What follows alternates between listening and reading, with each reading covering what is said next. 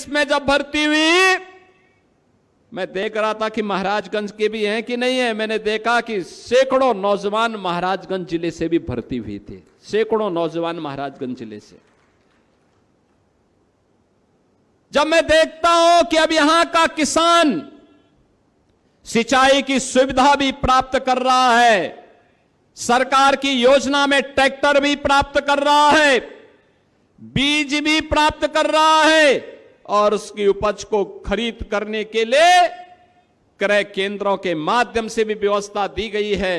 अगर मार्केट में ज्यादा दाम है, किसान चाहे तो मार्केट में बेचे, अन्यथा सरकार उसको खरीदेगी।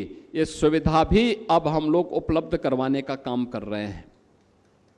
अब कोई माफिया किसी गरीब की जमीन पे कब्जा नहीं कर सकता है, नहीं कर सकता है। कोई आपको धमकी नहीं दे सकता है, कोई जबरन आपके साथ नहीं कर सकता है। और बेटी की सुरक्षा में कोई सेंध लगाने का दुस्साहस भी नहीं कर सकता है, और गौ माता की भी कोई हत्या करने का दुस्साहस अब नहीं कर सकता है। बहनों और भाइयों, आज आप देख रहे होंगे, जब से बीजेपी के विधायक बने या बीजेपी के सहयोगी दलों के विधायक बने, इन सभी जनप्रतिनिधियों ने अपनी अपनी विधानसभा में कई मंदिरों का सुंदरीकरण का काम भी करवा लिया। पहले होता क्या था, यही पैसा जाता था कहां? कब्रिस्तान की बाउंड्री वाल के लिए। कब्रिस्तान की बाउंड्री के नाम पे करोड़ों रुपया चला जाता था। आज वही पैसा, हमने कहा पहले मंदिर में लोग जाते हैं, मंदिरों की सुंदरीकरण के कार्य में पैसा लगना चाहिए। वहां जन सुविधाओं का विकास किया गया, बेहतर सुविधाएं दिलाई गई, विकास के कार्यक्रमों को तेजी लाने का कार्य किया गया। विकास आज सिर चढ़ करके बोल रहा है, और ये काम तब संभव हो पाया। मैं लाख चाहता कि बनेलिया माई के स्थान पर, बनेलिया माई के नाम पर रोइन में बैराज बन जाए। अगर आपका विधायक इस समय पे प्रस्ताव नहीं दे पाता, सही सांसद, सही विधायक आप नहीं चुनते, क्या ये संभव था? ये बन पाता? कभी नहीं बन पाता, कभी नहीं बन पाता। लेकिन आपकी एक वोट ने कायाकल्प करने का काम किया। आपका एक वोट गोरखपुर से सुनौली मार्ग को 4 लेन का बनाने में कायाकल्प करने का काम कर रहा है। यह आपके वोट की ताकत है। जब सही जगह लगेगा तो विकास होगा, सुरक्षा होगी, नौजवान के लिए रोजगार की सुविधा होगी, अन्नदाता किसान के लिए सुविधा होगी, हर बेटी को सुरक्षा मिलेगी, हर गरीब के घर में शासन की योजना का लाभ मिलेगा। लेकिन जब यही वोट हम जाति के नाम पर बंट करके देते हैं, क्षेत्र के नाम पर बंट करके देते हैं, परिवारवाद के नाम पर देते हैं, तो उसी से माफियावाद भी पैदा होता है, अराजकता पैदा होती है, गुंडागिर्दी पैदा होती है, गरीबों की जमीनों पर, सार्वजनिक जमीनों पर कब्जे की दुष्प्रवृत्ति भी वहीं से प्रारंभ होती है। और डबल इंजन सरकार ने उसको रोका है। आज बहनों और भाइयों, आप देख रहे होंगे उत्तर प्रदेश में 17 के पहले जिस उत्तर प्रदेश में नौजवान के सामने पहचान का संकट था, कोई नागरिक अपनी पहचान उत्तर प्रदेश के बाहर देने में संकोच करता था, स्वास्थ्य की सुविधा नहीं थी, किसान आत्महत्या करने के लिए मजबूर होता था। आज वही उत्तर प्रदेश जिसको लोग बोलते थे कि बीमारू प्रदेश है, अब बहनों और भाइयों अब बीमारू नहीं है, भारत का सबसे अच्छा इंफ्रास्ट्रक्चर रखने वाला प्रदेश है यूपी आज के दिन पे। एक्सप्रेसवे में 60% हिस्सेदारी यूपी की, भारत के अंदर सबसे ज्यादा एयरपोर्ट संचालित करने वाला प्रदेश यूपी, भारत के अंदर सबसे ज्यादा मेट्रो का संचालन करने वाला प्रदेश यूपी, भारत के अंदर सबसे तेज अर्थव्यवस्था के रूप में आगे बढ़ने वाला राज्य यूपी, और सुरक्षा का मॉडल कैसे होना चाहिए उस मॉडल को देने वाला राज्य यूपी। आज यूपी का नौजवान कहीं बाहर जाता है या यूपी का कोई नागरिक यूपी के बाहर कहीं जाता है, अब उसको अपनी पहचान छुपाने की नौबत नहीं आती। आज वो ये नहीं कह सकता कि अगर वह नौतनवा का है तो नौतनवा बताएगा, लक्ष्मीपुर का है तो लक्ष्मीपुर बताएगा, फरेंदा का है तो फरेंदा बताएगा, महाराजगंज मुख्यालय का है तो महाराजगंज, चौक का है तो चौक, श्यामदिरवा का है तो श्यामदिरवा, पनियरा का है तो पनियरा, निसलौल का है तो निसलौल, सुनौली का है तो सुनौली बताएगा कि मैं सुनौली महाराजगंज उत्तर प्रदेश का रहने वाला हूं या मैं महाराजगंज जिले का रहने वाला हूं, तो सामने वाला व्यक्ति खुश होता है, उसके चेहरे पर चमक आती है कि वाह यूपी का निवासी है। उसकी इच्छा होती है कि मैं इससे गले मिल लूं। 17 के पहले ऐसा नहीं था। 17 के पहले आप जब यूपी का नाम लेते थे और महाराजगंज का नाम लेते थे ना, तो सामने वाला प्रदेश के बाहर सामने वाला 10 कदम पीछे चला जाता था आपसे। बहनों और भाइयों, यह परिवर्तन और डबल इंजन सरकार की ताकत क्या है? माफिया मुक्त, गुंडा मुक्त, दंगा मुक्त, कर्फ्यू मुक्त प्रदेश तो दिया ही है। अभी मैं आया यहां पे, श्री ऋषि त्रिपाठी ने घर बनाया, गृह प्रवेश भी है और आपको बैठे यानी उनको बैठे बिठाए आप जैसे मेहमान भी मिल गए। इतनी भारी संख्या में एक साथ सबके लिए भोजन की व्यवस्था भी है। उनके घर में अखंड रामायण का पाठ चल रहा था। हजारों वर्षों से परंपरा हमारे यहां चली आ रही है, हमारी पूर्वजों ने हमें विरासत में दी। आज हम अखंड रामायण का पाठ करेंगे, भगवान राम का साक्षात आशीर्वाद प्राप्त होगा। लेकिन याद करिए 500 वर्ष पहले भगवान राम के मंदिर को एक विदेशी आक्रांता ने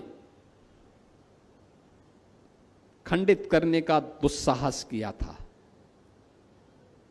500 वर्षों से संघर्ष चलता था, हर स्तर पर संघर्ष होता था,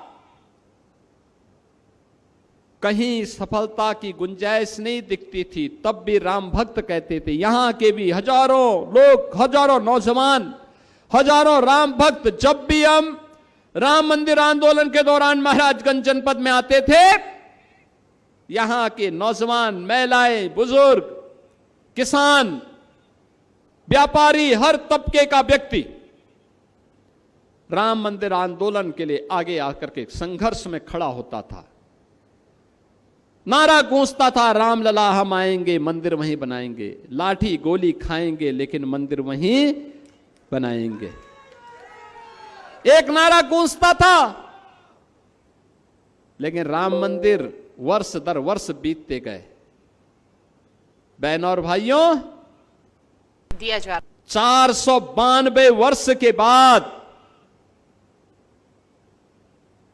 शिलान्यास हो पाया और 496 वर्ष के बाद प्रधानमंत्री मोदी जी के कर कमलों से अयोध्या में राम मंदिर में रामलला विराजमान हो पाए। आज दुनिया का सबसे बड़ा मंदिर अयोध्या में राम मंदिर खड़ा है। रामलला का आशीर्वाद हम सबको प्राप्त हो रहा होगा।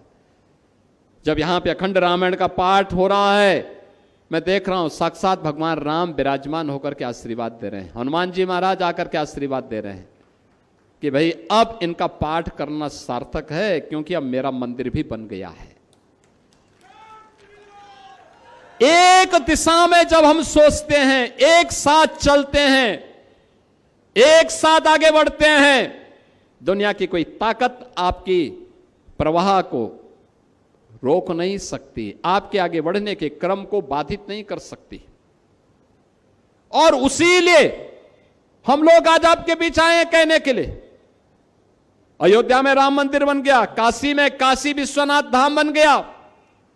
क्या ये काम सपा बसपा और कांग्रेस के लोग कर पाते?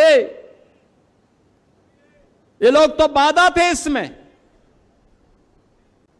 और बाधा थे, इसलिए इस बाधा को अभी पश्चिमी बंगाल की जनता ने भी उखाड़ फेंक दिया है, हमेशा के लिए उखाड़ फेंक दिया है। उन्होंने भी कहा डबल इंजन सरकार का लाभ यूपी ले रहा है, बिहार ले रहा है, तो बंगाल भी लेगा। और बंगाल की जनता ने क्या उत्साह दिखाया। आपने बंगाल की रैली देखी होगी, बंगाल के अंदर उत्साह देखा होगा, और अब बंगाल के अंदर चलने वाला ऑपरेशन भी आप देख रहे होंगे। बहनों और भाइयों, ये केवल डबल इंजन सरकार कर सकती है। और इसीलिए मैं आप सबसे कहने के लिए आया हूं, इन जनप्रतिनिधियों के साथ खड़े रहिए, मजबूती के साथ, और आपकी सुरक्षा, आपका विकास और महाराजगंज की समृद्धि की जिम्मेदारी ये लोग लेंगे, और इनको मैं पूरा सपोर्ट करूंगा।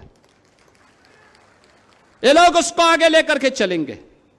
महाराजगंज में अब मेडिकल कॉलेज भी आ गया है, आईटीआई भी आ गए हैं, पॉलिटेक्निक भी आ गए हैं, कई अन्य संस्थान बनकर के खड़े हो चुके हैं।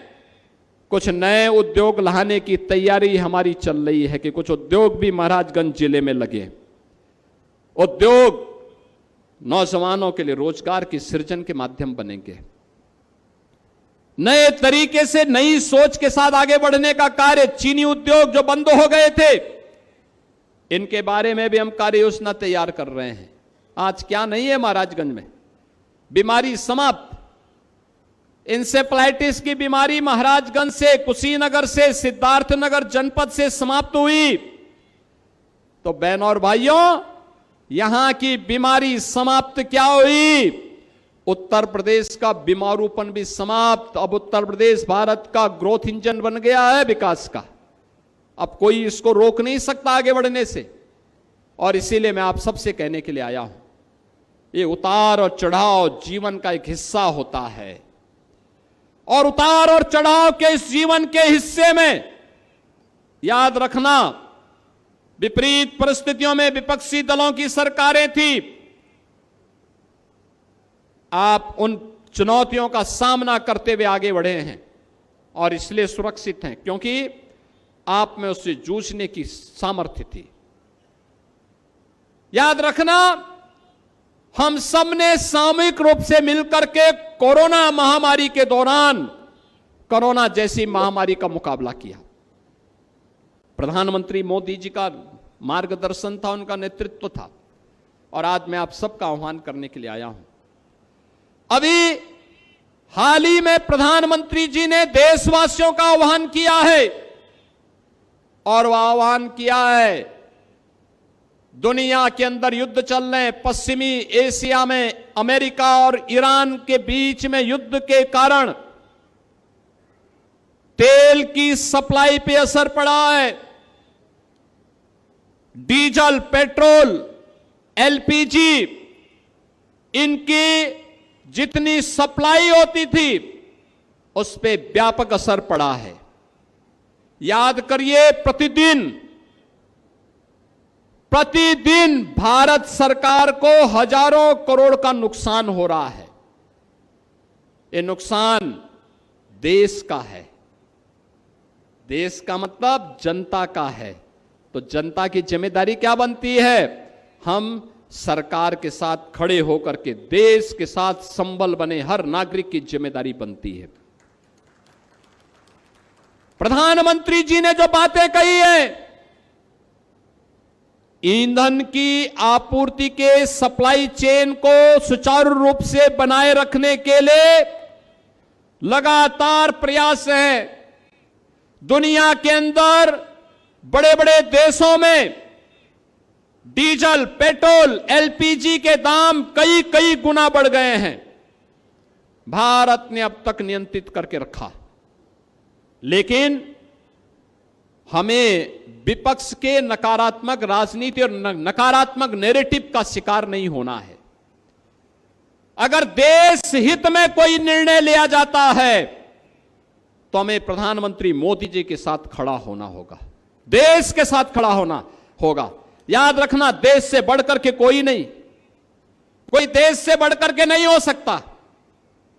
जो देश हित में होगा और जो देश का नेतृत्व कहेगा, जो प्रधानमंत्री मोदी जी कहेंगे, हम उनके साथ खड़े होंगे। यह एक संगनाद हर भारतीय के मुंह से निकलना चाहिए, हर महाराजगंज वासी और हर उत्तर प्रदेश वासी के मुंह से निकलना चाहिए कि हम उत्तर प्रदेश वासी प्रधानमंत्री मोदी जी के साथ में हैं, क्योंकि उत्तर प्रदेश को उसकी पहचान मोदी जी ने दिलवाई है। हमें भी उनके साथ खड़ा होना है। उन्होंने कहा जितनी आवश्यक हो उतना ही बिजली की खपत करिए, ज्यादा नहीं। ऐसा नहीं